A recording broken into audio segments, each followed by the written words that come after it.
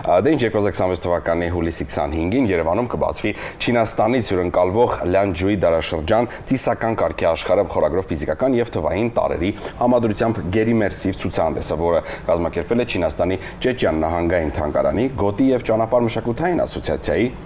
Հայաստանի նկարիչների միության եւ հայ-չինական գործընկերության կենտրոնի համագործակցության արդյունքում Չինաստանի Ճեչյան նահանգի մշակույթի, ռադիոյի, հեռուստատեսության եւ զբոսաշրջության դեպարտամենտի աջակցությամբ։ Այնուամիջական եւ խորագրող հանդիպումը 5300-ամյա փառահեղ քաղաքակրթության հետ դեմարդեմ երկխոսության ձևաչափով թվային եւ ֆիզիկական միջավայրերի միախառնում, վիրտուալի եւ իրականի հանդիպում, իսկ թե ինչպես կպարզենք մեր հյուրերի հետ։ Իսկ մեր հյուրերն են Հայաստանի նկարիչների միության նախագահ Սուրեն Սաֆարյանը, բարի լույս։ Բարի լույս։ Եվ իհարկե մեր հյուրն է հայ-չինական գործընկերության կենտրոն ՀԿ-ի նախագահ Արմեն Մխիթարյանը։ Պարոն Մխիթարյան, ձեր գործը որ ֆանտաստիկ հետաքրքիր է, երանի ձեզ։ Ես մեծ հաճույքով պարզապես ձեր կողքին եմ, որ կանցկացրել աշխատանքային օրը։ Այո։ Դե ինչ, անցնենք այս կարևոր թեմայի։ Այ հետաքրքիր ինչ է իրենից ներկայացնում Լյանջուի քաղաքակրթությունը եւ ինչու է այն համարվում Չինաստանի կարևորագույն հնագույն մշակույթներից մեկը։ Ես Լյանջուի քաղաքակրթությունը, որը բերել ենք հայ հանդիսատեսին, հայ այցելուներին ներկայացնելու համար, դա չինական առաջին քաղաքակրթությունն է, որից հետո դարերով, այսպես ասած, մինչև այսօր նա զարգանում է։ Նա ունի մոտ 5300 տարվա պատմություն եւ հասակակիցն է եգիպտական թագավորության, շումերական քաղաքակրթության, Ինդոսի գետի այդ քաղաքակրթության նույն ժամանակաշրջանում է առաջացել եւ զարգացել։ Դա էլ Չինաստանի հնագույն ուրեմն քաղաքակրթությունն է եւ Լյանջուն դա իրենց քաղաքն է եղել, մայրաքաղաքն է եղել, որտեղից այդ ամբողջ քաղաքակրթությունը ստեղծվել է եւ զարգացել է, հետո հանկարծակի ինչ-որ անհայտ պատճառներով վերացել է այդ քաղաքակրթությունը, բայց 1936 թվականին Չինաստանում դա հայտնաբերվեց, այդ գտածոները եւ պատմաբանները այդ բոլոր ուսումնասիրեցին, այդ բոլոր արտեֆակտները, ուրեմն գտածոները գտան, հասկացան դրա պատմությունը, թե ինչ է եղել, ոնց է կառուցվել այդ քաղաքը, ինչով է զարգացել, ինչով է ապրել այդ քաղաքակրթությունը եւ այսօր մենք ներկայացնում ենք դա եւ ֆիզիկական հատվածով մի սրահում եւ վիրտուալ իրականության դիտմամբ մյուս սրահում։ Շատ հետաքրքիր ցուցահանդես է լինելու, սա ցույց է տալիս, թե հնագույն այդ քաղաքակրթությունը Չինաստանում ինչպես է ապրել, ինչ առօրյա է ունեցել, ծիսական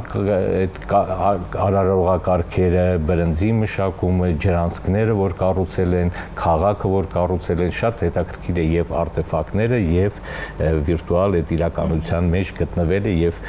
տեսնել, թե ինչպես են բոլորը ապրել։ Նկարիչների միության համար էլ մեծ պատիվ է հավասարի իրավունքով խոսել չինական այսպիսի մշակույթի հետ ու նաև մեր հայ մշակույթի հետ, այսպես աղերսներ գտնել, միասին ներկայացնել ու նաև։ Ընդհանուր ինչ բաներ գտել եք, թե ոչ։ Այս նախագծի շրջանակներում կարող եմ ասել, մեր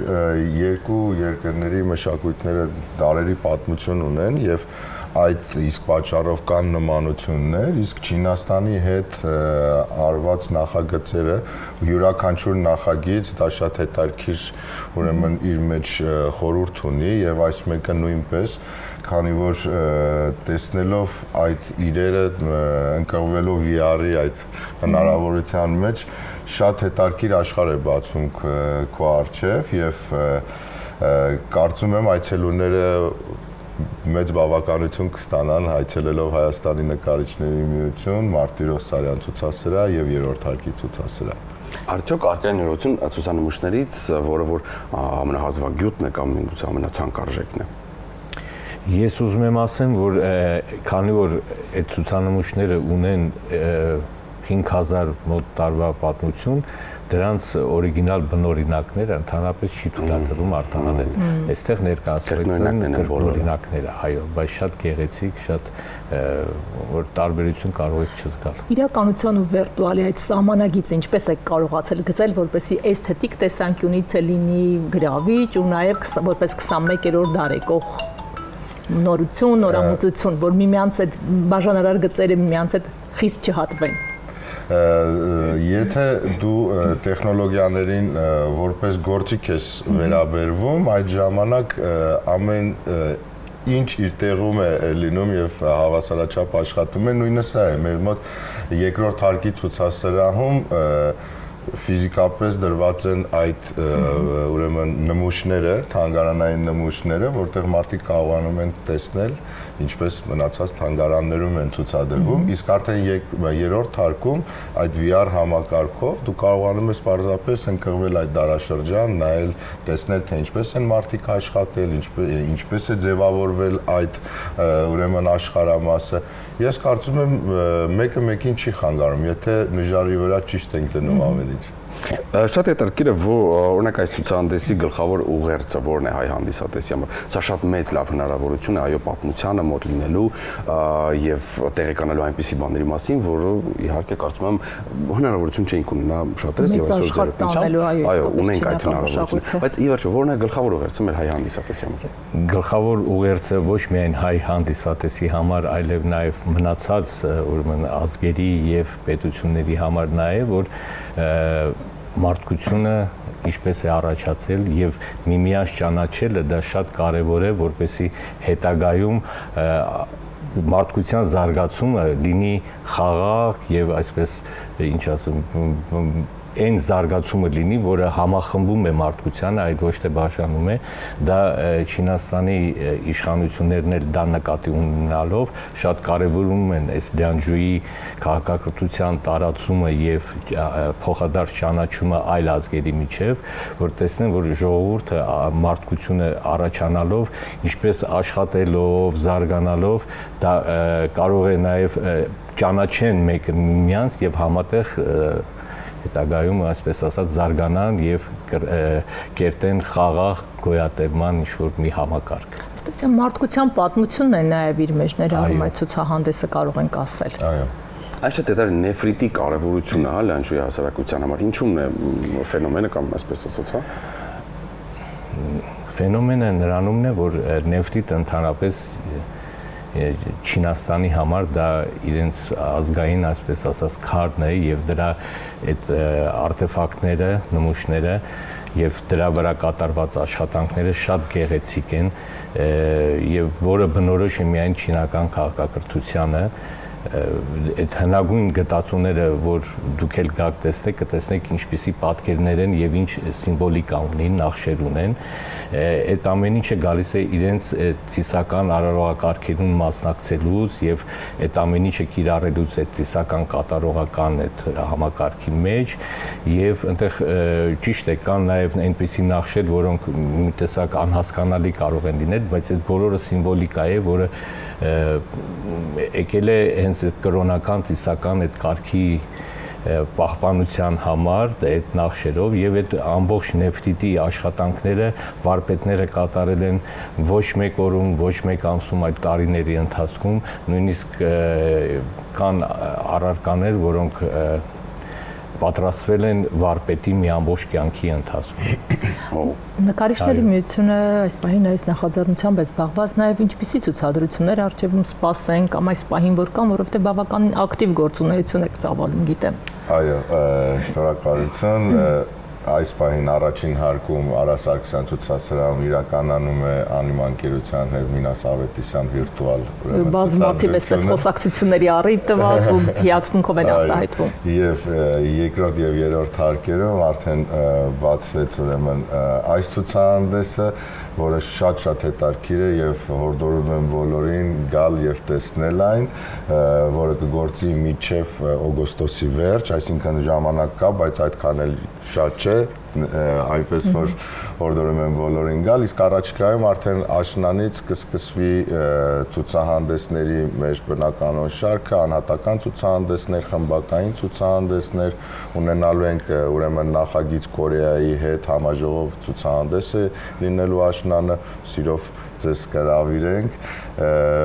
հետաքրքիր է լինելու աշնանը։ Ինչ շատ լավ, ինչպես միշտ։ Կրկին անդրադառնանք Լյանջուին, եթե դեմ չեք, այ հասարակության առանձնահատկություններն են հետաքրքիր, որոնք մինչ օրս զարմացնում են ժամանակակից գիտնականներին։ Կա մի քանի կետ, որ կնշեք։ Լյանջուի քաղաքի կառուցվածքը այնպեսին է եղել, որ նա գետի ափերին է եղել եւ այդ ջրային համակարգը այդ մարդիկ այնպես են կառուցել, որ հեղեղումներից խուսափեն, տարբեր կատակլիզմներից խուսափեն եւ դա շատ հետաքրքիր է, որովհետեւ այն ժամանակահատվածում այդպիսի ինժեներական կառուցվածքներ սարքելը կարծում եմ, որ զարմանալի իրոք, նրանք ջրային ամբարտակներ են կառուցել, որ 4 ժամանակաշրջանի համար օգտագործեն այդ ջուրը, իրոք ասենք դա մեր համար կարող է հիմա առօրյա ինչ-որ թեմա լինի։ Չմոռանանք, որ դրանք չինական պատ են կառուցել դեռ այն ժամանակ ու չենք զարմանա չինացների քաղաքակրթության վրա։ Ուզում եմ ասեմ, ինժեներական բազմաթիվ այդպիսի կառույցներ ունեն, որոնք շատ առանձնահատուկ եւ յուրօրինակ են այն ժամանակաշրջանի համար։ Այո, եթե օրինակ հիմա ասենք մեկ ցուցանմուշ ասեք, որին այցելուն մեծ ուշադրությամբ մոտենա, կամ առանձնացնենք մի ցուցանմուշ, որը որ ձեր համար է հատուկ տեղ զբաղեցնում, ինչը ձեր ուշադրությունը կամ հետաքրքրվածությունն է գրավել։ Ուրեմն ասեմ, որ եւ իմ եւ մնացած եւ ընդհանրապես այս ցուցահանդեսի կարևորագույն եւ գլխավոր նմուշը դա Նեֆրիտե Կոնգն է, որը համադրված է կենթանու եւ մարդու կերպարանքով, դա կարող եք տեսնել ցուցասրահում,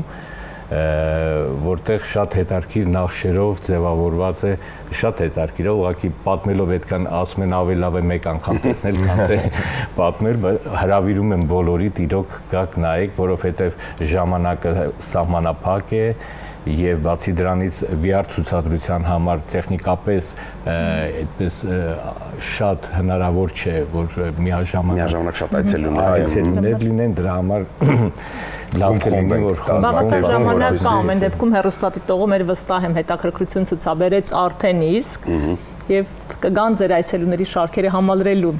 Լավ, իսկ կա որևէ առեղծված, որը դեռ Լանջուի հնարավոր չի եղել այդ քաղաքակրթության բացահայտումը եւ մինչ օրս դեռ այսպես ասած շատ բան օթում է եւ հարցերի պատասխաններ չունենք։ Այո, կա տենց բան, դա ինչպես նշեցի, դա այդ քաղաքակրթության, այսպես ասած, հանկարծակի վերացումն է, որը դեռ ուսումնասիրում է, թե ինչ պատճառներով եւ ինչի արդյունք է, որ այդպես միանգամից վերացել է դա, կարող է լինել բնական ինչ-որ աղետներ, կարող են լինել, չգիտեմ, այլ ձև, մինչև վերջ բացահայտված չէ, դա դեռ շարունակում են ուսումնասիրել։ Շատ լավ, կարծում եմ նաև, որ հայ-չինական հարաբերությունները շատ լավ փուլում են գտնվում, անկախ զարգացվածությունից, տեմպերից,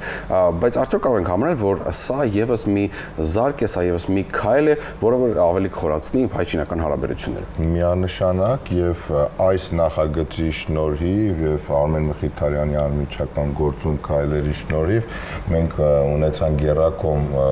ուրեմն ստորագրեցինք հուշագիր մշակութային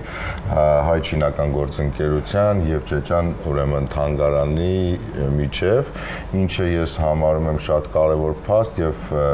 հուսով եմ, որ առաջիկայում ուրիշ նախագծեր արդեն կարողանանք կյանքի բերել։ Խոսեցինք նաև կարծեմ թե կորեական համագարչվում կորեական մշակութային աշնանը լինելու վերջին տարիների նկարիչների միությունը ինչպիսի համագործակցությունների մասին կարող է խոսել, որ երկրների հետ ավելի ակտիվացված կամ թարմացած կամ նոր կապեր է ստեղծվել։ Տարբեր են եւ կարծում եմ եթերաշրջանը չի հերիքի, որովհետեւ ես թվեմ թե ինչ գործունեություններ ենք ծավալում, բայց